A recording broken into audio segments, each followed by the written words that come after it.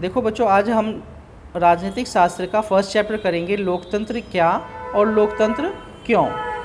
तो परिचय पढ़ते पहले, लोकतंत्र क्या है, इसकी विशेषता क्या है। हम बहुत सरल परिभाषा से शुरुआत करते हैं, फिर हम बारी बारी से इन बिंदुओं का व्यवहारिक अर्थ जानेंगे। पहले हम देखेंगे कि लोकतंत्र क्या है और इसकी क्या क्या विशेषताएं हैं।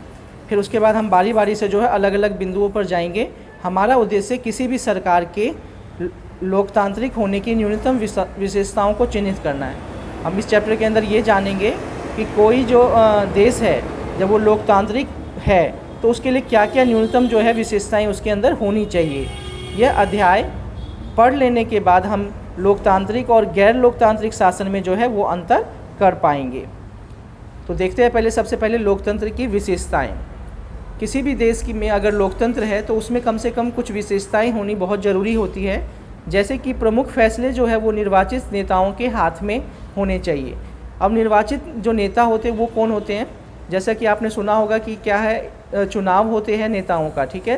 तो जो चुनाव होता है तो जो प्रतिनिधि होता है उसको हम क्या करते हैं, वोट देते हैं, और वोट दे के हम क्या करते हैं, अपने प्रतिनिधि को चुनते हैं और उसको संसद में भेजते हैं। फिर वो जो है संसद में चुने हुए जो प्रतिनिधि होते हैं वो सब मिलकर क्या करते हैं, अपने फैसले लेते हैं और वो कानून बनाने का काम करते हैं। तो इस तरीके से किसी भी लोकतंत्र में जो फैसले हैं वो कौन लेते हैं, निर्वाचित नेताओं के हाथ में होते हैं। दूसरा है स्वतंत्र और निष्पक्ष चुनावी मुकाबला। किसी भी लोकतंत्र में जो चुनाव होते हैं वो कैसे होने चाहिए, स्वतंत्र होने चाहिए और निष्पक्ष होना चाहिए। किसी भी तरह से जो सरकार है वो चुनाव में भ्रष्टाचार या धांधली जो है उसको नहीं होने देती। अगर ऐसा होता है तभी हम कह सकते हैं कि वो जो चुनाव हुआ है वो क्या है, लोकतांत्रिक तरीके से हुआ है।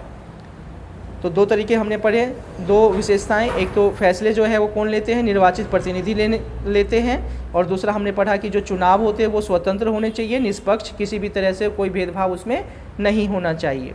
अब तीसरा है एक व्यक्ति एक वोट एक मोल। हर जो लोकतांत्रिक सरकार होती है उसमें क्या है, हर व्यक्ति को वोट देने का अधिकार होना चाहिए, और वोट देने का अधिकार के साथ साथ हर व्यक्ति के जो वोट का मूल्य है वो क्या होना चाहिए, समान होना चाहिए। ऐसा नहीं हो कि जो अमीर व्यक्ति है उसके वोट की वैल्यू ज़्यादा हो, गरीब व्यक्ति के वोट की जो वैल्यू है वो कम हो। यानी सभी के जो वोट की वैल्यू है वो क्या होनी चाहिए, बराबर होनी चाहिए। कानून का राज और अधिकारों का आदर। कानून का राज होना चाहिए लोकतांत्रिक सरकार में, और अधिकार, जो भी लोगों के जो अधिकार होते हैं उन अधिकारों का क्या किया जाना चाहिए, सरकार के द्वारा आदर किया जाना चाहिए। शासन में भागीदारी का सबको समान अवसर।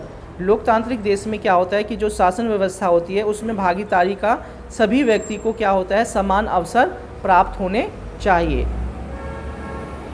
जाति के आधार पर, धर्म के आधार पर और रंग के आधार पर किसी भी तरह का कोई भेदभाव नहीं होना चाहिए।